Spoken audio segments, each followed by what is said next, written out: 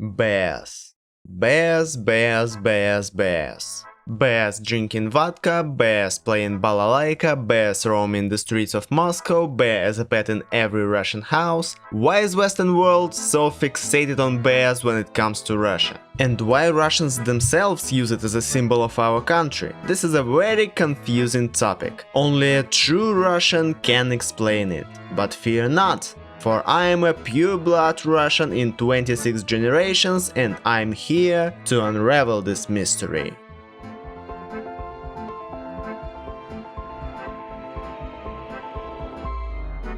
So, bears.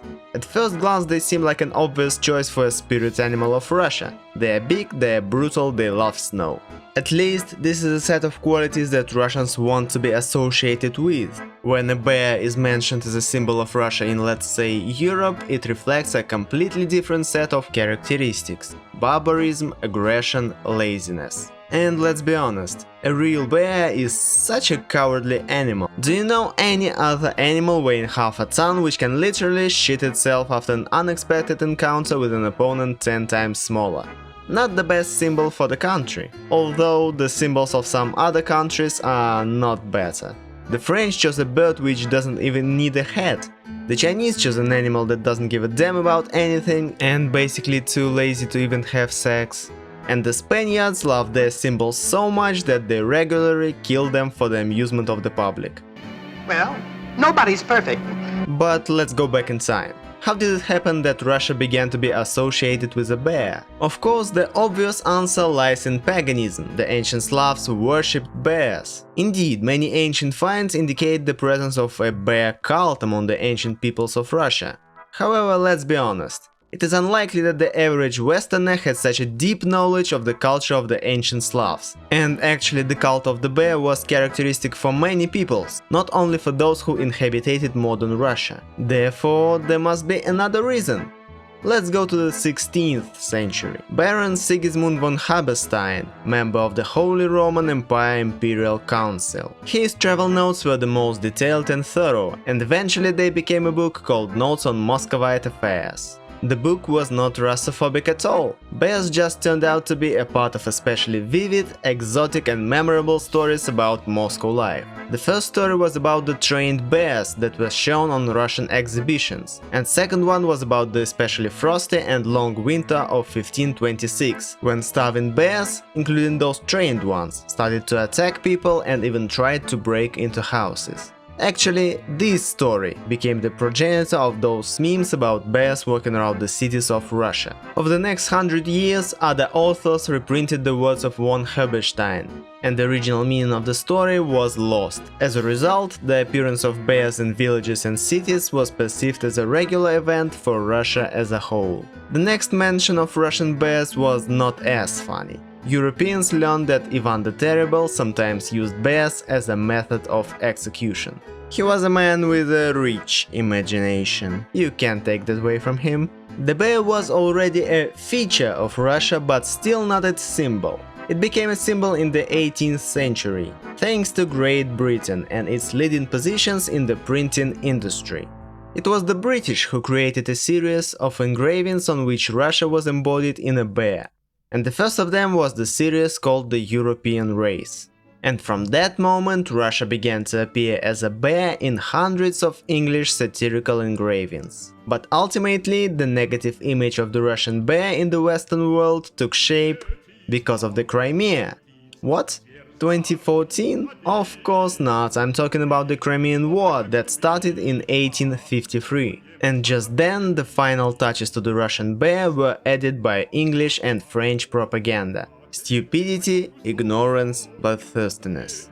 It's funny that in 19th century relations between Russia and Europe were not great, but links between Russia and the United States were very strong. Therefore, in 19th century America, the Russian bear was precisely a symbol of strength and power, in a good way. But it also came to an end. In this case, it was during the Cold War. It was then that the caricature of the USSR in the form of an aggressive bear turned into a semantic cliché, still used in both the American and European media. Now let's talk about what people think about this symbol inside Russia. Until the 19th century, Russians never associated themselves with bears. Yes, the figure of a bear often appeared on the coats of arms of various Russian cities. But this is understandable, the bears were actually living there and were frequent guests. Unlike the half of the countries of Europe, where people have never even seen lions in their life, but for some reason really wanted them to be their symbol. Russians did not pay attention to the stereotype of the Russian bear for the time being. Yes, England and France painted Russia as a bear. So what? Here we need to dive into history a little more. This time into the history of fairy tales. Why did the bear in Europe have an image of a bloodthirsty and wild beast? That's because in most European fairy tales, bears were shown as extremely negative characters. For example, the character of a werewolf bear can be found in several European fairy tales. In addition, English idioms demonstrate the attitude of the British towards the bear as an evil, gloomy and angry creature. As cross, sulky, savage as a bear, or as cross as a bear with a sore head. Meanwhile, in Russian folklore, the bear is often kinda rustic but strong and kind creature, and it's okay to be associated with it. Therefore, Russia never even tried to disown such an unflattering symbol.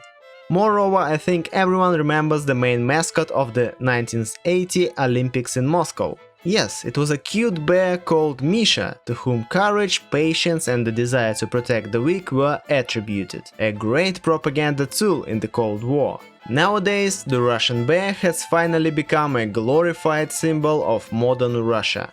In the 21st century, the bear became a symbol of the ruling United Russia Party, and Vladimir Putin even used the comparison of Russia with a bear in his speech on the annexion of Crimea.